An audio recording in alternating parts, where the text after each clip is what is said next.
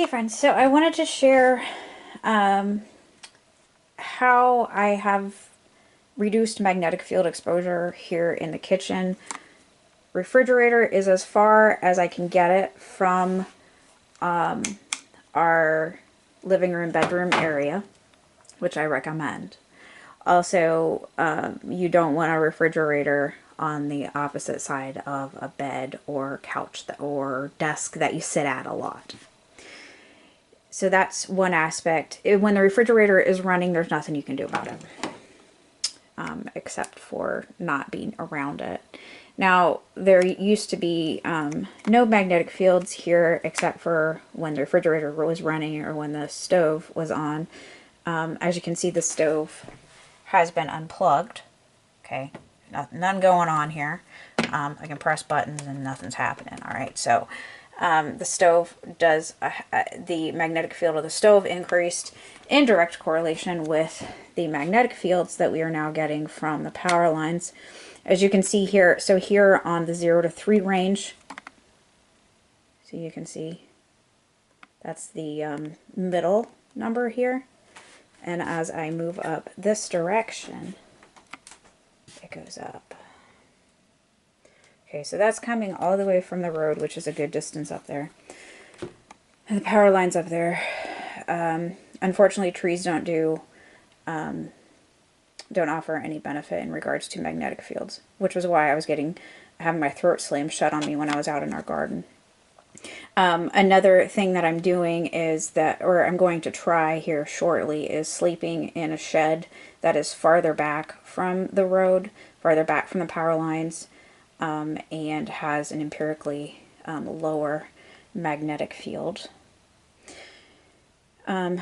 This is actually lower than it typically is. Yeah, it's still got the 0 to 3 range. It's been closer to 1, I think it's milligauss if I remember right here. Lately, for the most part, I control what I can control. But here, that's still around the same, round 1 for the top number here. See? All right, so I wanted to show you that. So clearly I'm not using the oven anymore, and thus I'm using a toaster oven now. I've got a bit of a headache, so I've got one of my cherry pit packs in here right now, but it's not on right now. We have still the smaller toaster oven, but I had already purchased this larger toaster oven. The only thing I really use the oven for is pizza, so I bought, so I have this larger toaster oven, and then I have a pizza stone that fits in here. And I will link to the toaster oven, and I will link to the pizza stone as well. And so we're using this. This is a bit more finicky than the other toaster oven that we had. It does seem to matter as far as this goes, and as far as where this goes at. When I first put a cherry pit pack in, I almost set the thing on fire, which is fun. So be careful.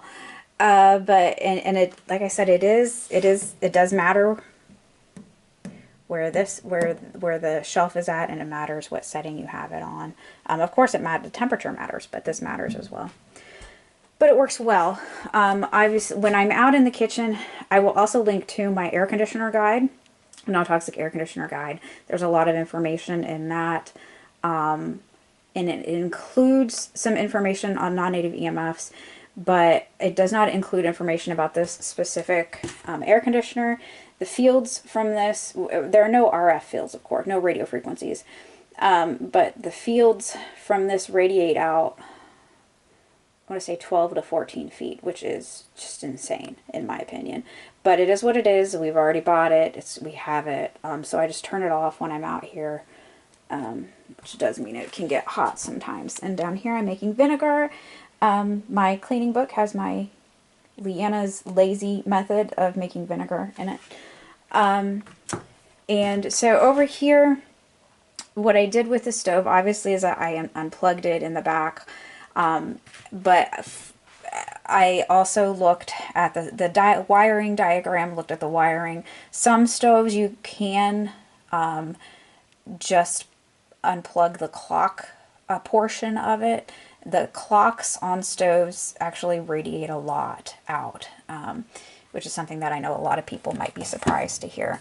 So instead I've got just got a battery operated alarm clock here, and a kitchen timer. So we still have the timer and we have the clock here when we need it.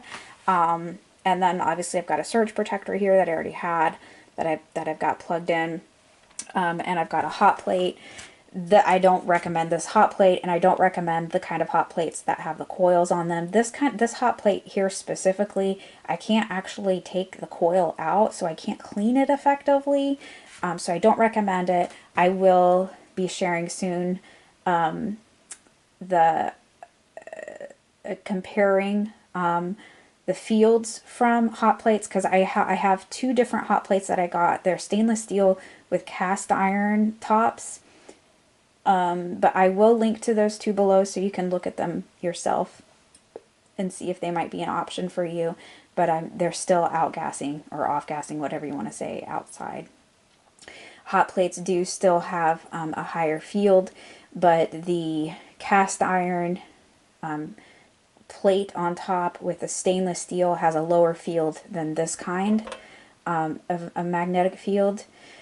Since I have reduced the fields, the magnetic fields in the kitchen so drastically, I have found significant improvement symptomatically. So that's something to consider if you find yourself reacting to magnetic fields. If you're like me and you discover that you're getting a magnetic field in your kitchen from the power lines that are a good distance away through a forest, and control what you can control. And please see my links below. Also, I'll link to my meter post as well. So until next time, Not Scout.